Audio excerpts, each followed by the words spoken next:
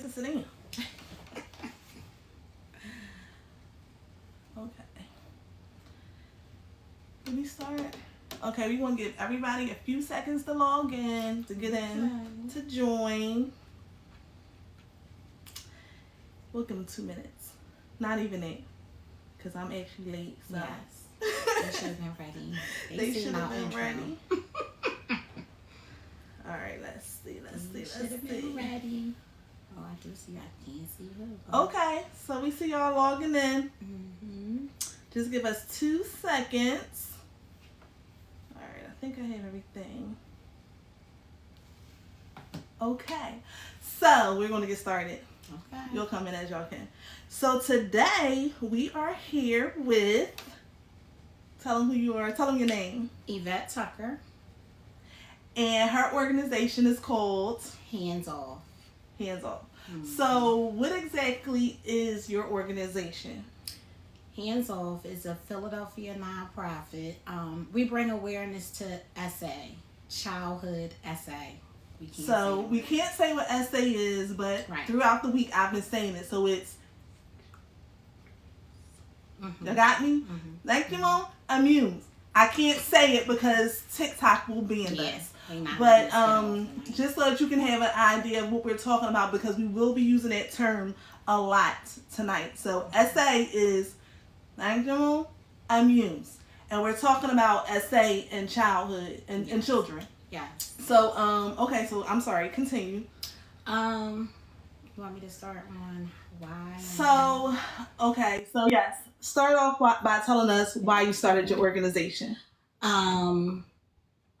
So, oh my gosh, it's been maybe like 8-9 years ago. I found out that my daughter was being molested from the age of 5 to 15. So, when it came out, it was just like, it was no services. It was nothing. It was, okay, she told me she had been touched. We went to the police district. We went to the sex crimes unit. But nothing was being done. Nobody could offer services for my daughter and me. Because, I was just as messed up as she was. So, with that being said, I just decided to take something negative and turn it into a positive as much as possible. Exactly. Just to keep me grounded. Because I was like all over the place. I'm a mom of 6. So I had other kids that I had to talk to and explain to them why they can't see grandma no more.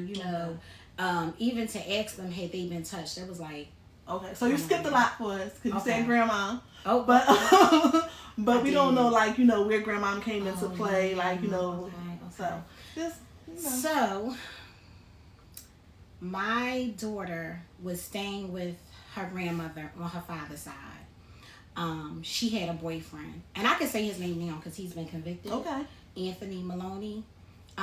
It was a boyfriend, a long-time boyfriend.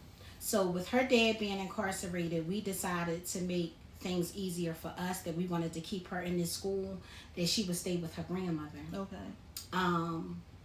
It was a rough time. Dad incarcerated, have other kids. Right. She got accepted to a great school. We want to keep her in the school, and they were willing to help. Okay. I didn't think I was doing anything wrong. I thought, who better for her to be with than her grandmother. Right. So she spent a lot of time down there. So with that being said, he then came home. We went for custody, and he would have them like all summer. But make a long story short, the grandfather had became like the play grandfather. Let's just say that, because they weren't married. Okay. He had became a little bit like obsessive with her. Okay. This one particular child. That's what I was going to ask. Was it like her specifically? Yeah, okay. It was her. And I found it to be funny. And one day I asked him, and he was like, well, she reminds me of my daughter. And he supposedly had this bitter divorce or whatever. So I just was like, right. Okay. So that kind of was his reason. Was his children around? No. So that kind of was his reason of saying like it was a bitter divorce while his other children were not around. Okay. Whole time he was a creep. She wanted to have a sweet 16 party. I was getting married the same year, and I had told her like, no, I can't do both. Financially, no. One morning, my fiance was leaving the house, and he heard her crying in her room, and he backtracked, and he was like, you need to come see about her. Like, she in there crying. So I'm like, well, what's going on? I said, she crying about her dad not wanting her to helping get his party, and I'm not for it. I'm not even saying nothing. 5 minutes later, she was at the door, and to look up at her, and she's crying, and my mom's on the phone. She's elderly. My mom is one of them don't curse or whatever. Yeah. And she passes me the phone. The first thing my mom said was Tony was touching her, and it just was like I knew, but I couldn't prove. Right. To give you a little insight on that, I have cornered him a couple times by himself. Like, what's up? Why you so into my daughter? Like, what's going on? You know? Right. And he will always have an excuse. And I had told one of the girls I was really close friends with, I was like, D, I think he's doing something. Right. I can't prove it. I also took her to her pediatrician because her vaginal area just wasn't right for me. I had other daughters, and they only seen one pediatrician all their life, and she was like, Yvette, all kids are not built the same. So every time I tried to go on my intuition, it was like something. Yeah, right. So it's like you exhausted all options as a parent, as a mom. When I and say then it's all like, options, yeah. I went from asking her like, did anybody ever touch you, to did Anthony ever touch you? Did Tony ever touch you? Because in my heart of heart, that's why I tell people now, as moms, we're given a gift. And when you have a feeling about something, 99% of the time, you're right. Right. You're right. You're right. Yeah. So, yeah, it was bad. It was bad. And so once she came out and told, I then made a phone call to her father, and I then proceeded to go to her grandmother. Okay. And before I got down there, word had already got to him that she had told. So he called me on the phone, and he was like, it's so crazy because it creeps me out. His voice, I could just like replay it. He was like, Yvette, what is she talking about? Because I don't want to say her name. What is she talking about? I don't know what she talking about, but I'm not never coming back to the house. And I was like, so let me ask you a question. Did she just like volunteer the information? Like, did something trigger her, or did she just my mom said she called on her phone and she was crying, and my mom said it was a different type of cry, and they were close as well. Right. So my mom just kept saying, you're not crying over this party. Right. Like, it's something. Right. Like, tell me what's wrong. Right. And she ended up telling my mom. So it was crazy. And then going down to the grandmother house. Did the grandmom, so when you told grandmom I didn't tell grandmom. Okay. I called dad, and I was on my way. Okay. Because I had my own agenda of what was going to happen. Okay. I was like out of it then. So like I said, I received a phone call from him stating that he didn't know what was going on, but he wasn't coming back to their house. Okay. So this grandmother, and I could say her name too, Teresa King, because I'm tired of protecting her, and she doesn't deserve to be protected. We had a bond, so I'm thinking we're gonna get together, and it's just gonna be what it's gonna be. Right. Somebody going to take the fall, I take the fall. Right. But when I got down there, it was totally different. Her facial expressions, her voice, she was just like, "What are y'all talking about? Like, he loved her. He wouldn't do that." And I'm like, this is my mother-in-law. Mind you, I married her son. I'm not a baby mom. Right. I'm a daughter-in-law. Right. So I'm taking all this in, and I'm just like, what? And she like, it was other people in the house, and she just was like in denial about it. And she called him on the phone, and I remember her saying, "I know, Tony. I know you love them kids." And I was like, so your daughter was 15 when she came out and told the family? 15 turning 16. Okay. He had started at the age of 5. Wow. As far as she can remember. So if it was something past before 5, she doesn't remember. Right. So when I called her on the phone when I was with her grandmother, I said, "Tell your grandmother what he did." And her best friend just started screaming, the grandmother's best friend. I couldn't hear what she said. At this time, keep in mind, when she said he touched her, I never knew to what extent. I just flipped. Because a bad touch is a bad touch. Okay. There's no such thing as a little bit of a bad touch. That's all I needed to hear. Exactly. It was so crazy that I left her in the house by herself. Because you were just reacting off your emotions. I was just reacting. Exactly. So, seeing a grandma react like that, the uncle told me, like, go home, I'ma handle it. And I really believe that he was going to handle it. But come to find out, this family didn't believe my daughter. When I got back home and my daughter told me, she said, they don't believe me. And I'm like, yes, they do. Because I'm still having faith. Like, this is my mother-in-law. Right. You know what I'm saying? Right. And I'm like, they do. And I never forget the aunt asked her. She said to me, the aunt, Glennies Thomas, you got to describe something. You can't just accuse somebody of something like that without describing something. And my daughter said, he has a birthmark on his back that looks like a tree. And his penis is big and long. Oh, wow. And although I believed her, it validated a previous conversation from the grandmother. Because the grandmother told me when she first met him. This is a lot. This was a lot. It's a lot for me listening to the story, so I know it's a lot experiencing and going through it as a mom. That's a lot for your daughter. Is a lot.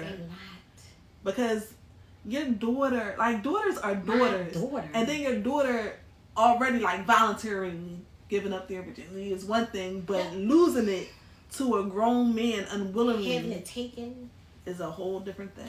And on top of it, me and this particular daughter had a bond. And I now know part of it was trauma bonding. I learned that going to therapy. Okay. That it's unhealthy bonding. So at times we clash still today. Okay. Because it didn't come from love. It came from pain. The pain. And she was experiencing pain without me even knowing it. Right. You know what I'm saying? Right. And felt the time that she was with me, she had to cling on to me and be very close to me. And it was crazy because even her girlfriends knew and I didn't know. Right. I didn't know. She had told a couple of her girlfriends, but she had never told me. But you know what? I think that's like a thing that kids kind of do, because I feel like a lot of kids will release the trauma to who else but their peers. Like someone who they feel like is like on their level, understanding, won't say nothing. You know, sometimes most kids or most children have a peer that they can trust, because I remember being young once and young once. But I remember being young and a friend had like told me like she felt like her mom was on drugs, right? And I'm like, it was something that was kind of obvious, right? But I feel like that was her way to release it. Like I need to get this out, because you can't just tell any friend anything. But let me ask you this question too. So before this situation happened, how was your daughter and you? How was y'all communication like before all of this? I thought we were close. And I believe, well, she did say that she didn't tell because she didn't want to affect the household. She knew that I was the only thing that they had. So with telling me, you already know. And those who know me know. Right. Like you left her. You went. You went. Okay. So let me ask you this. My question was, she told you. Okay, so was any other child of yours affected by him, or no? What he did? Okay. Okay. This one particular child, and it's so crazy that she says now with her enduring everything she did, protected the other ones. Right. Like, I'm gonna allow it to happen to me so that it won't affect any of the other kids. So that was deep for me to hear. That was deep. I kind of, sometimes I used to be like, why didn't you just say it? Something like, you know, or just, I don't know. I remember one time, I was on my way to work, and I worked at the airport, and I was running late. I was on public transportation, and I was like, oh God, I gotta get to work. And he was like, oh, well, bring it on my job. He was working at the Liberty Building. Downtown. And I was catching a regional rail. So he was like, well, just drop her off. It'll be all right. So we go, I drop her off. And as I'm walking away, she starts to cry. And it was the cry that made me be like, what's wrong? Hold up. Right. All right, listen, I'm going to be late. I got to make sure my daughter good. She going with her grandfather, I go back. I'm like, Amira, what's wrong? What's wrong? And she just was crying. And I walked away. And she was like, Mom, as soon as you left, he took me in the closet. Or in one of the offices, I believe. I was like,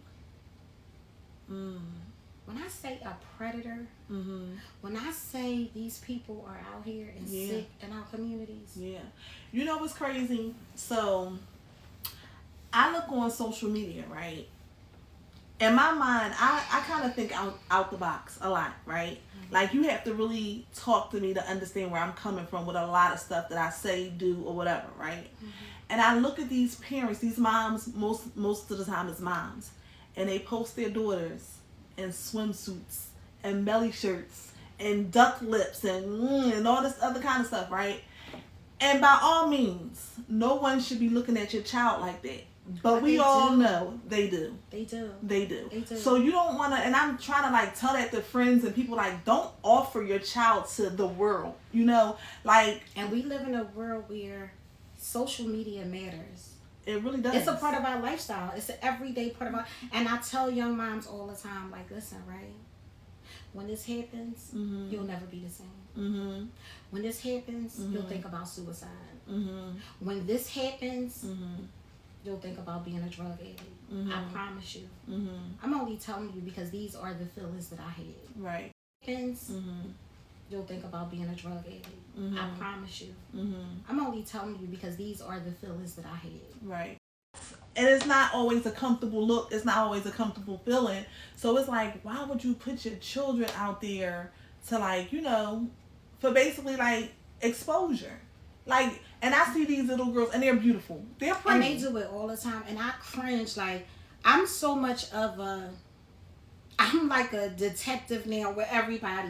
And it's kind of sickening. And sometimes it mentally just drains me because I'm always like, why is he sitting over there looking at the little girl like that? Like, why?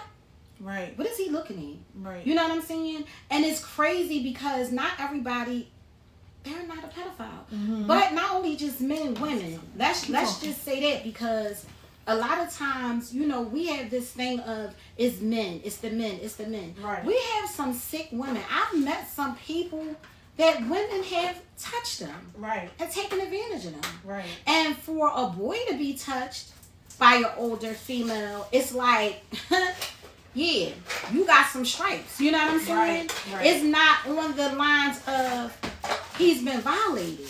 Exactly. So even with that, it's like, just be careful. Like, stop putting your kids on social media naked. Stop with the bathing suits. Stop letting them twerk. Stop letting them wear makeup. Y'all don't understand. First of all, being a pedophile is a sickness. It never gets better for them. They can't control it. Anybody I know that has been convicted of molesting a child, when they come home, they go right back.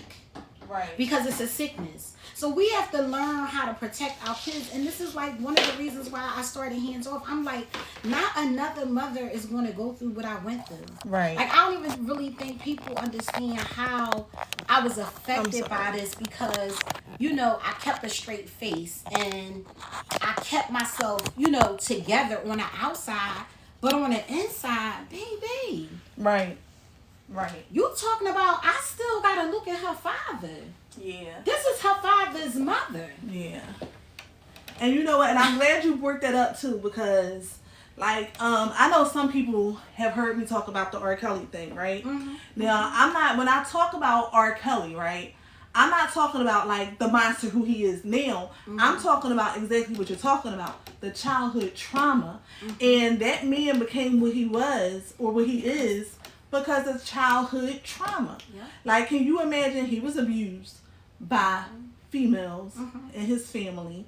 His first encounter was with a female, his sister, and his family. And, like, you know, the thing about trauma is it can affect people differently because it wasn't just him, it was him and his brother. And I did so much research and looking into it, and his brother said, you know, he didn't like it, but he said R. Kelly did. And the crazy part about it is, the detective told me that, because I said to the detective, I said, I can't understand why. Why didn't she tell me? He said, imagine learning how to tie your shoe one way, and 10 years later I tap you and say, that's wrong. We got to do it another way. She had begun to feel like, is this wrong? She didn't know anything else. All she knew was it was a feeling, and the feeling wasn't bad. Right. You know what I'm saying? Right. So people don't understand that R. Kelly was a victim, trauma untreated for years, and then you get in position to where as though you have a little bit of power. That power overpowered the trauma, and this is why he felt like he was invincible. Until today, he don't feel like he's wrong because nobody dealt with the trauma. And that's what he probably felt like he was regaining his trauma. Like, so that's the whole thing. Like, that's the main thing that I wanted to get at is that we're here now, you know, like things were like that were taboo to talk about back in the day. You didn't want to bring up those situations. You didn't want to talk about them. But now we can sit here on a platform and we can talk about these things. We can have an event and we could cater it to hands off or whatever. But I feel like now that we know how this trauma affects everybody, we need to start getting a grip of it and get your kids help. Yeah. Counseling is totally fine, and I have to commend you for not only getting help for your daughter, but also getting help for yourself. Well, let me say this: I just started going to therapy. Really? Oh yeah. Really? I thought I had it all together. Yeah. I thought I was like, what? Yeah, you tore me down, but I'm here. Child, I was You know what? And you know what's crazy? Because I've been to counseling before, and it's like, I've been to counseling for grief, right? And it's like, I'm like, you can't help me because what I'm going through is grief. Like, the only thing that helps grief is time, which is not true. Because sometimes you need to release it. Like, even if it's just speaking of words, sometimes you just have to get it out. And it's just so crazy because I have good conversations. Like, when I have conversations, some of my best conversations. You see what I'm saying? I have good conversations. But it's hard conversation sometimes. So that was actually the reason why I did want to start this platform, because I'm a person that I feel like can get the community together, because I'm okay with having hard conversations. And it's not like I'm just one-sided and my way, because I see so many people with platforms here in Philly, because that's where we're from, Philly. I see so many people with these platforms. They afraid of this. Is this not charging? Oh, I gotta charge it. So I see so many people with these platforms, but it's like, oh, it's my way or the highway. It's what I said and how I said it. And it's like, no, you trying to not help one person. You want to help a community of people, especially when you have a platform and you have 50,000 and 100,000 people following you. It's more than one way to skin a cat. And what works for you might not work for the next person. So if I can enlighten you, or if I can give something to you or add some value in some type of way, then I'm going to do that. So, and my thing is, it's like, we hear a lot about gun violence. Right. Trauma is why these kids could stand over top of another kid and blow their brains out. Right? Yeah. Most of these kids, I'm telling you, and I just did an event when I was on the news. And when I say everybody had some type of trauma, they were victims. But when I got up and told my story, it was like so many people was walking over to me like, thank you for being my voice. And I just was like, I sat there and I was crying. I looked crazy on the news, and I was telling my girlfriend, I'm like, half of the room just got up and said they was being touched. Like, what is going on and we not taking it serious? Why am I still beating down doors? Why when I have an event, it's 10 people? Why are y'all still inviting the pedophile to Thanksgiving? So you know what that means though, right? You just got to keep going, because clearly you're needed. So you got to keep going. You got to keep going. But yeah, that is true. And it's like, it doesn't matter. And like you said, you're still inviting this person to the family events. Yes. And you know what somebody told me once before? A young person told me this. A young person told me, you know how you have a family event and it start getting like, you know, a grown-up atmosphere? Leave the kids home. You know why? Yeah. Because this person told me, she said, y'all have no idea what happens when all the kids is in one room together. You have no idea. It can come from a kid. It doesn't have to be an adult. And that was another thing. It was like, I was so mixed with emotions, because my thing was, this man hurt my child, right? Who hurt him? And when I talk about it today, I still come from a dark place, because I haven't forgiven him. My my daughter has forgiven him in order for her to move on. And I'm like, I can't. But then you feel one like day, that right? But one day I said, you know what? I'm at a standstill in life, relationships with people, my significant other, my mom, my sister, everybody. And it's because I know I held on to the pain. I haven't released it yet. Right. I always say I'm going to just go in a park somewhere and just scream for probably like 15, 20 minutes and cry, and I might feel a little better. Right. But to me, I just always felt like I had to be that strong person. Like, yeah, if ain't nobody here for back, I had it. You know what I'm saying? So that's the conflict that comes between me and her dad. And she loves her dad, and sometimes I feel bad, but then sometimes I'll be like, why is he not experiencing the pain that I have experienced? But I'm going to say this, you can't say that. Right. You can't That's say what that. I learned. Because I was speaking to somebody, an older woman, because if anybody know me, I'm always around some older people. I don't be around people my age. I'm always around older people. And this person was expressing to me how they've been through some trauma. It's different. It's grief trauma. And that, you know, somebody that they love is not handling the trauma like they did. And I'm like, maybe this person is not as strong as you. Maybe this person has to, you know, find a different way to relieve their trauma. And it can't be the way you did for yours, you know? So sometimes you just got to give people that grace. Like, you know, ever since COVID, I'm all about giving people grace. Listen. Like, you know what I mean? Sometimes I feel like, you know, sometimes you got to talk to people. Has taught me how to give people grace and also to understand the power of people. That man has a chokehold on me till today. And I think about it. You in jail, you getting your meals, you chilling. And here I am sick to my stomach some days. That she may call, hey mom, and it's just like it hits. Or some days she'd be like, I'm coming down. I'll be like, I don't even want to see her, to look her in her face. Like, you know what I'm saying? So I'm like, people just don't understand my fight. My fight is for me to get better, right?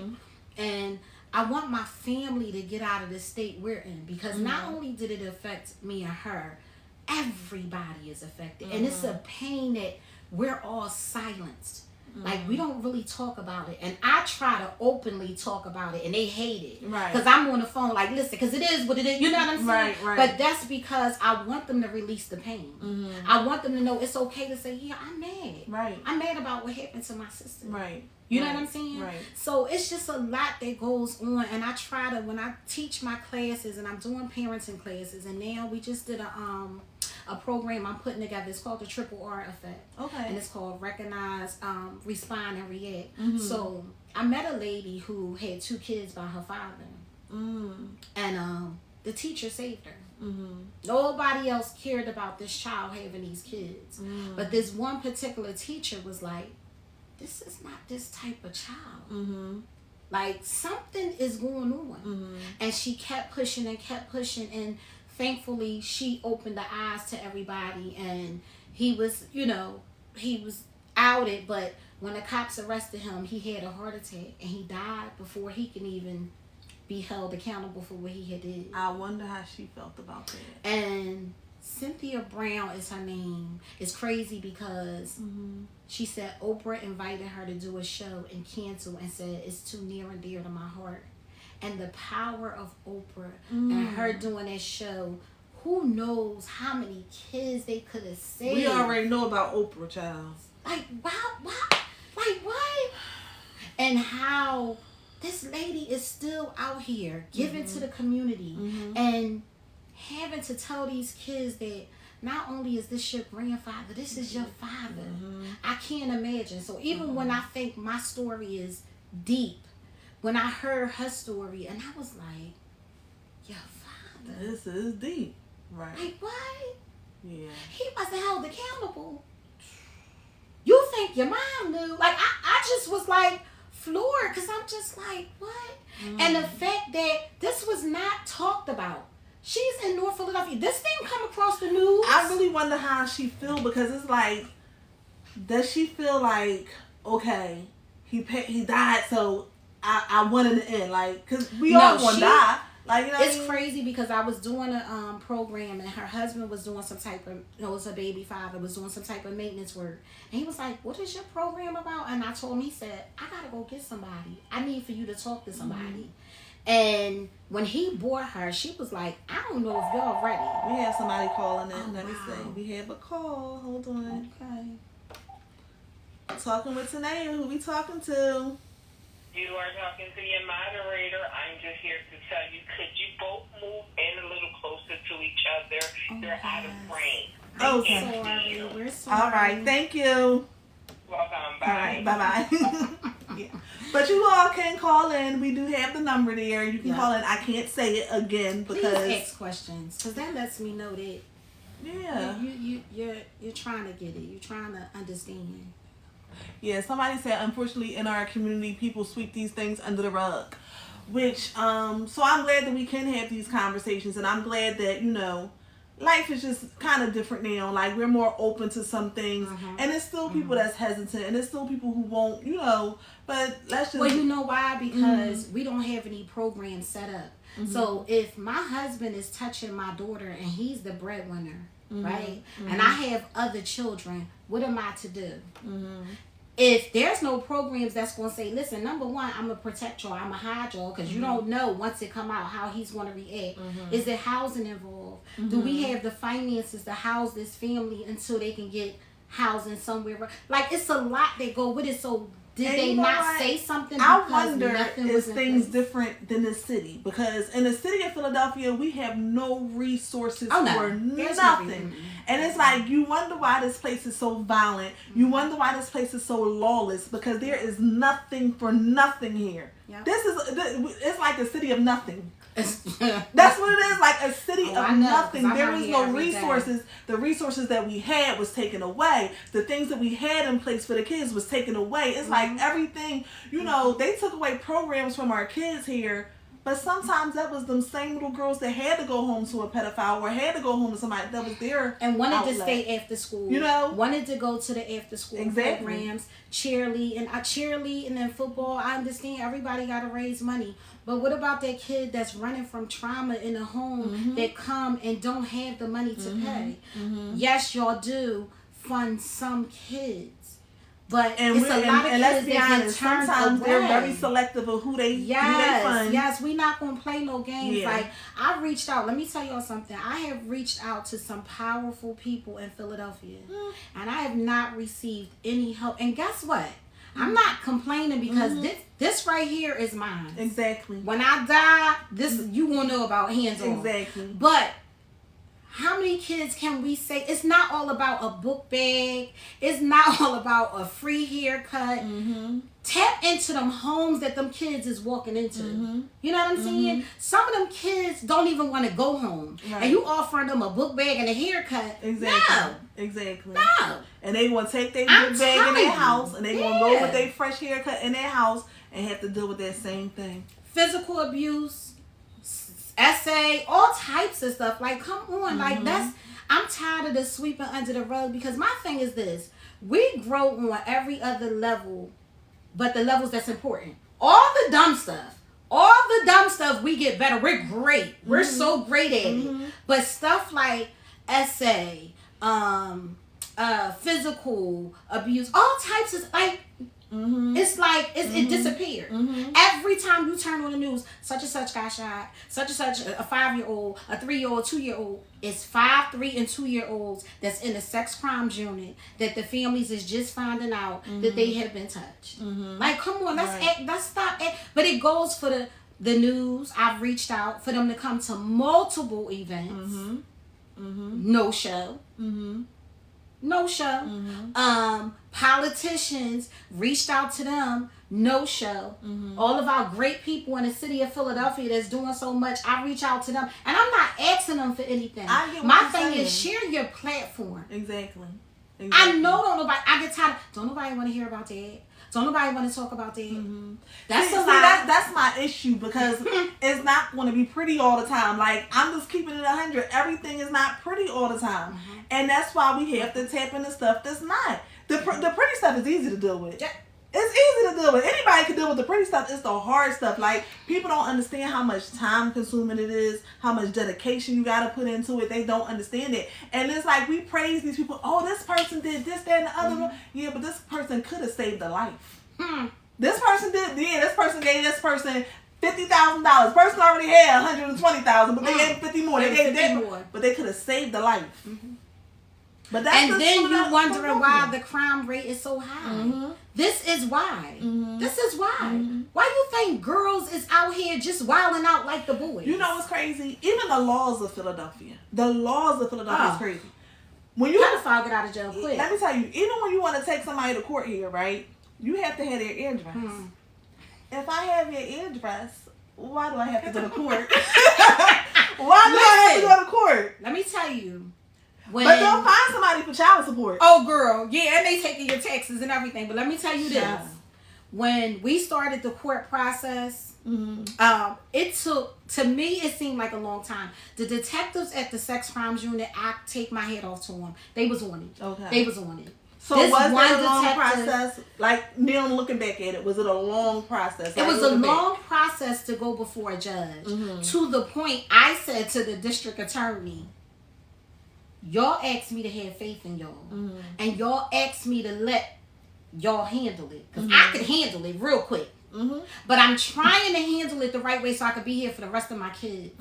I need something done. And she said, I'm going to ask that you go before the judge and speak to the judge. And I spoke to her and she said, judges get 2 weeks off a year and it's for their education. She said, but I'm going to give one of my weeks to hear your daughter's case. So she did once I went before her. But it had been postponed for like 3 or 4 years. And he was getting it postponed. He had so much power during this trial. And I get it that the district attorney said, let's let him exhaust all measures because you don't want to have to come back to court. You don't want him to say something was done wrong, so they got to retry and all that. So, and then it's like reliving everything all over again. I was hearing it, but it was like, every night before the court hearing, I would get a phone call. It's been postponed, Miss Tucker. And then I'm dealing with her. I don't want to go. I'm just not going. I'm like, oh, we going. Because this sucker ain't doing it to another child. I wouldn't be able to sleep at night if I didn't go. I just would have really lost it. Because I felt like I knew, and now finding out, yeah, it was other people. But I knew this man would hurt other kids if he wasn't in jail. So he did get a lengthy sentence, 20 to 40, but he's okay. Yeah. He's still okay. We're not okay. I'm not okay. My family is not okay. Right. And I feel like that was easy. When you giving a drug dealer life, how? It make sense. Right. How can victims' compensation tell me as her mother, I only get, I think it was 3 or 4 months of therapy for free. That's all they could offer me as a parent. So, do this pain go away? Absolutely not. And then it's like you putting a time limit on my pain. So I'm talking to the therapist like, you know what I'm saying? I need to get everything out. Because I got 3 months to get it out. Listen, the lady felt so bad. She ended up texting me at our last session like, listen, I hope that you can get more funding because I still feel like we have a lot of work to do. Well, you know what? Now that you say that, it got my wheels turning. Maybe that's something that somebody can start too. Some type of counseling, grief counseling, trauma counseling, at either low cost. Because I know sometimes we want to do stuff for free, but we need to put the money out. Like, as much free stuff. Because when I tell you, I'm surrounded by good women, and I have these women empowerment events, and there's good women here. And it's like we have resources and we literally come out of our pocket.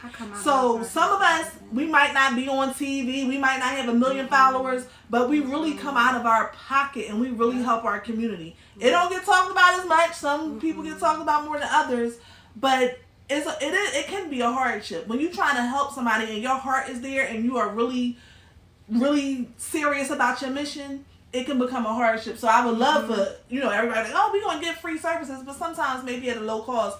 But maybe that's something that we can focus on. Like, let's see if we could start trying to help this trauma. They're having a march in D.C. September 23rd and 24th. It's the Survivors Crime Unit. And they're doing a lot with the community. So they're fighting to get more rights for victims. You know what I'm saying? So I know I said the name wrong. I'm sorry, y'all. But I'll post it on my page. They're fighting for more therapy, compensation. If you're a victim at work, like these are kids that's being sexually abused. My daughter had a 4.0 GPA. Oh, ain't no dummy at all. But the days that she couldn't make it to class, they don't care about that. And it was to the point, you know me, we hard. Don't nobody what's going on with you. You gotta fight through it, which was so unfair to her. And this is why I'm saying, like, we gotta set stuff up. How can you expect a child to feel good every day if they had so much trauma for that length of time? Why, like, seriously? Right. Why, like, on a job? You got people that's on a job that has been SA. And you want them to come in as if nothing happened and put this poker face on. We need the laws to change, y'all, and I cannot do it alone. And I'm telling you, sometimes I'll be like, you know what? Y'all don't want better. But I can guarantee you, if I take it out there to them lights, they gonna eat this thing up. And they gonna have me doing all types of stuff in their school district. Because one thing they gonna do is protect their kids. Their kids. And that's why their kids. That's why we don't have no programs for our kids, because don't nobody want to get in the mud. So I don't know if you remember, like a year or two when we had that whole thing about the Asians being assaulted and all that. Well, you know, I guess that would be AA. But I should have made that joke, by the way.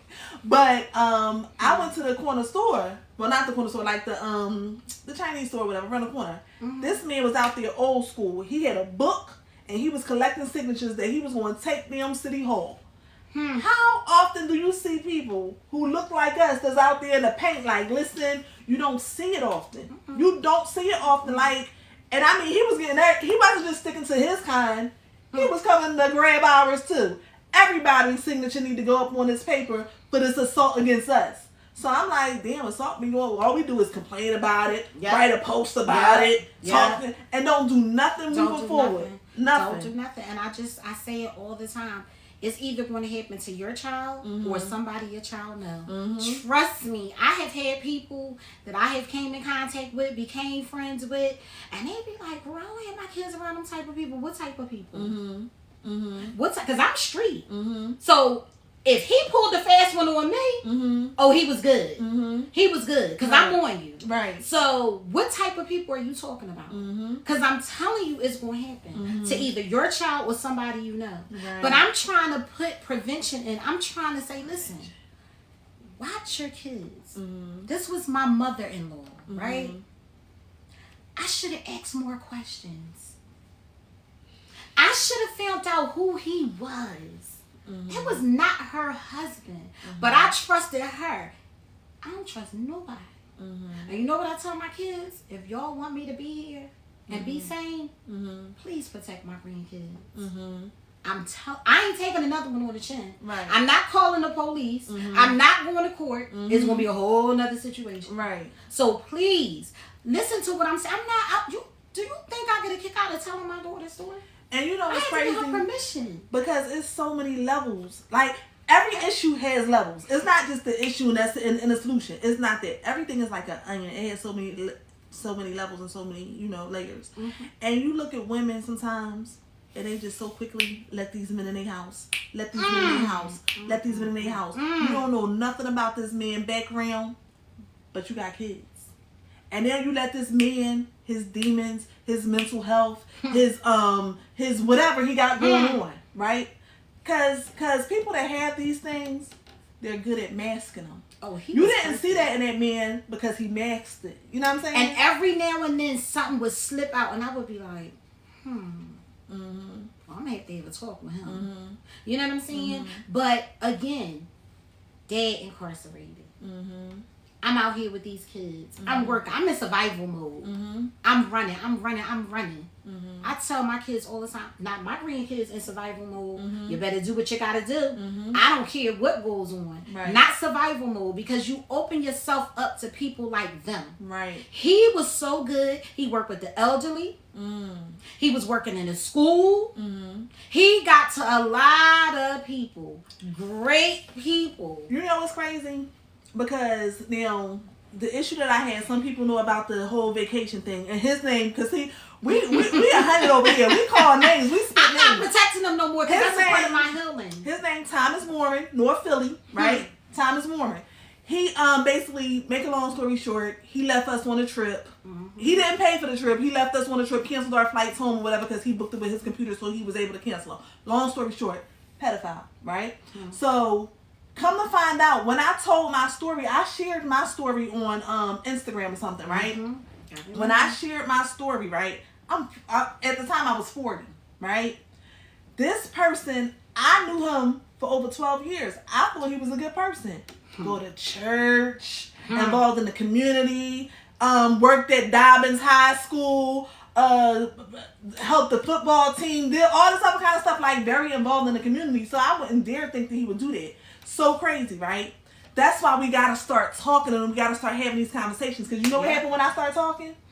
I ain't had to reach out to a damn soul. You know what they did? Everybody started coming to me. These girls were like, I met him before, and you know what? He was a little touchy-feely with me.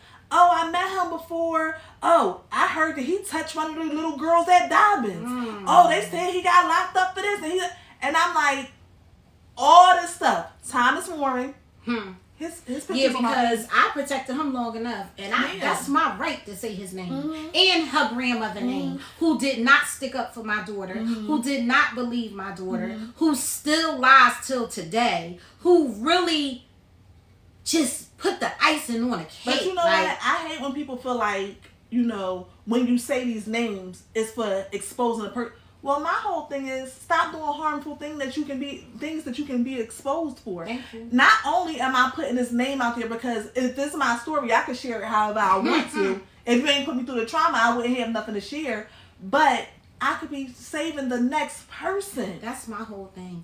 Anthony Maloney is a pedophile. And I want everybody to know that. I want everybody to know that Teresa King didn't protect her granddaughter. That's my right. I had to be the bigger person in so many parts of the situation. It angers me because it's like, I'm out here. You see my face. I tell you my story. I'm letting you in my life. I don't let people in my life. But I know this is what I got to do to help other kids. And here they could walk around and act as if nothing happened. Her dad can walk around as if nothing happened. But I wear it every day. I'm not protecting y'all no more. I'm not protecting y'all no more. Yeah. Anthony Maloney get in contact with y'all, just know, keep him away from your kids. He's a pedophile. Use Megan's List. That's another thing. I wasn't educated on Megan's List. I heard about it. Megan's List. And you know everybody heard and about it. And I do think, honestly, I'm going to be honest, I feel like parents should every so often pull it up. Yes. Because let me tell you, I've looked at that list before. I see so many people, familiar faces. I would have been like, and I'm looking and I'm like, huh? Huh? What? Like, huh? So, but can I just say this? Yes. Please, everybody, stop saying, if they did it. Let me tell you something. SA is the hardest thing to get somebody arrested for. Mind you, in my case, there was no physical evidence. But ain't not near charge drop. He was charged with all, I think it was like 16 or 20. How many charges it was stuck. We had no physical evidence. Right. That's the hard. If they get locked up for it, they did it. I'm telling you, I get tired of people like, yeah, but I'm just saying if they did it. I don't know, like if they did it. And don't downgrade nobody's trauma anyway. They did it. But let me ask you something else. Okay. So something else. Okay. Something else. I want you to just tell us about. You have 2 events coming up. Yes. So I did post the event so that y'all can see. Hopefully, you know, if you're in the Philadelphia area, if you're in the tri-state area, hopefully you can come out and support her events. Very nice events. Very fun time. You know. Yes. Just explain them your 2 events and what they are, when they are. Yep. Marley's Sweet Tooth is an ice cream parlor, black owned. I went down there. Customer service was on 100. Just a friendly environment. So I was like, I gotta do something with her. I gotta collab with her. She's allowed us to do a fundraiser. August the 4th. It's on our page. It's at 433 West Girard Avenue. So if you go in there on August the 4th and you mention Hands Off, we get a part of the proceeds. I thought that was great because I've never had nobody be willing to give us part of the proceeds. Right, you know? Right. This fundraising thing has been just like a nightmare. That's nice. That's nice. But then we're doing a community baby shower. This is our second year. We have some great informational tables that's going to be out there. Doulas, WIC, other nonprofits that have resources. I just want you to come out and not only get the free Pampers. We have Pampers, clothes, strollers, breast pumps, car seats. I have Quick question. Are you taking donations for that kind of stuff too? I am taking donations. Make sure you follow her. DM me. Yeah. Make sure you follow her. So she is on here. She's Hands Off. Yeah. On Instagram, she's hands off underscore I believe you. Yes. Make sure that you tag the right person, follow the right page. I'll try to put your information up so that they can follow you. Yeah. Also, what I'm going to request, I'm going to let you finish talking about your event too. Okay. Also, I want you guys to start following my other page because it will be specifically geared to the podcast. Because as we know, this is my original page. This is my adult toy page because that's what I'm known for. Everybody know what I do with the toys, but y'all don't know that it's so many different levels. I'm layered too. It's a whole lot to me too. Yeah. So I do some great women empowerment events. Yes. And that's one of the things that I tried to have there because although I knew her prior to my event, I thought that she was needed there because when she told me about her organization and what her organization was about, I'm like, I know some people that this can help. And so I had her, I had a travel agent, I had a DV person. Actually, their show was coming up too. The DV people I have, their show was coming up too, because that's a good thing. Thank you for the cowgirl hands. Yeah. So I have a couple of good shows lined up for you. We have somebody talking about health and wellness, a lot of stuff. But I definitely want you to follow her because even if you feel as if this situation is not relatable to you, it might be relatable to someone you know, and you can give her information and we can spread. Please reach out. We help a lot. Yeah. It's crazy because just when I get to it and like I'm just over it, my phone rings and it's somebody, even people that's not even in Philadelphia, I'm helping them from a distance. So we're doing a lot of community work. I have two great people that has been by my side. That's Priscilla Anthony and Marlene. Oh my God. When I say they... we gotta say the good people names too. And Miss Diane, because that's Priscilla and Marlene's mom. Did you tell us where the baby shower 33rd and Susquehanna is outside. Please guys, come out. Just stop. Introduce yourself, get to know who we are because this is the reason why we're doing what we're doing. We need to know our community and we want our community to know us. So just even if you could just stop by for 5 minutes and just say, hey, you know, I watched you on the podcast and that's it. That's all we ask. We just want you to know that it's resources out here. You don't have to go through this alone. Yeah. Our ultimate mission is to have somewhere we can house families. So this is why the fundraising is so important because I know like I'm giving myself at least another 2 years. I want to have somewhere where I can house these families temporarily until we can get them into a safe place. Yes, that'd be really nice. Like that's my whole mission. Let me ask you another question, because we're about to wrap it up. But where do you see Hands Off in the next 5 minutes? So you gave us a little snippet. You want to have a place where you can house people, and like just give us a little bit in depth. Like I want Hands Off to be nationwide. I want Hands Off to be known everywhere, and it's coming. It's coming because I'm not stopping. Like I want Hands Off to be known. I want people to know, like I got you. I got you. And anytime I put my name on something, you already know. Period. You already know. So period. I love my kids. I'm fighting for these kids. I'm a child's advocate. Like I'm fighting for the safety of these kids so much every day, y'all. I'm fighting and fighting and fighting. But I need y'all help. I can't do it alone. This is not something that I could just say, you know what, I could do it by myself. Absolutely. It's the 3 of us, but it needs to be 33 of us. You know what I'm saying? Because we need the manpower. We need the help. So any way that you could just help and support, we take donations all the time. So make sure support. Yeah. Tell them your Cash App. Our Cash App is Hands Off. So I'm going to post is this that on my page. Is this the logo on your This is my logo. Is that on your Cash App? So that yes. the right And hands is spelled HANDZ. Z. It's not HANDS. Everybody like hands. It's HANDZOFF. Hands off. Yes. You gotta say it like this. Hands off. Yes. Hands off. So again, thank you for having me. I was so excited. Thank you for coming. I'm so glad because you know what? We have these conversations. And you know what? And that's what people don't understand either. Like, because I know, like, I'm like, okay, I'm going to bring up the R. Kelly thing. And I know, like, you know, you understand. I'm not saying, oh, he wasn't wrong. You know, I'm talking about, I'm addressing the childhood trauma aspect of it, not the end result. And letting them know this is what it escalates to when we don't deal with the trauma. But even when a conversation is uncomfortable, we can still get through it. We can agree to disagree. We can, you know, open up. You have to have the dialogue. Y'all gotta make this podcast go viral. Y'all do. I'm looking so wait a minute. for it to be viral. Let me tell y'all this, right? The podcast is not going to be on this. I didn't get to finish saying it. The podcast is not going to be on this on this page right here. Please go follow Talking with Tahnia, because that is where I'm going to start transferring everything over. I need 1,000 followers. Yep. So on that page, I have it on this one, but I need 1,000 followers on that page because I want to go live from that page. Because like I was explaining to everybody, the audience is not the same. Like if you look on my page is like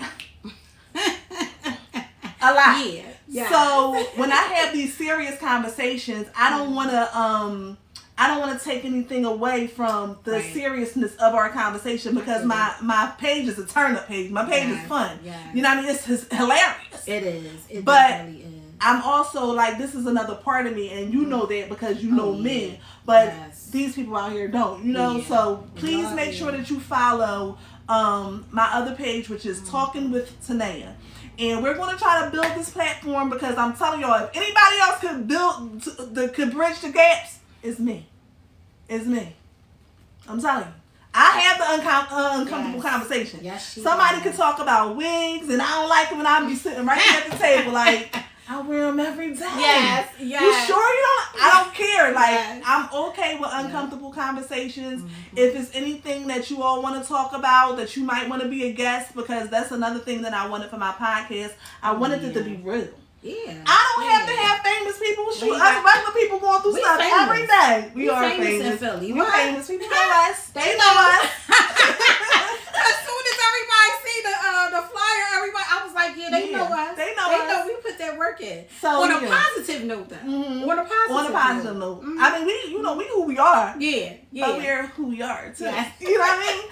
So definitely make sure, I'm going to put her information out there because I definitely want you to support her. Yes. If you have children, if you have grandchildren, make sure you support her. Try to make it out to the baby shower, the community baby shower. Try to make it out to the ice cream parlor. Yes. Oh my gosh, support y'all. We need it. It. And thank you to my daughter. Thank you so much. I don't say it often, but I'm just so grateful that she allows me to tell her story.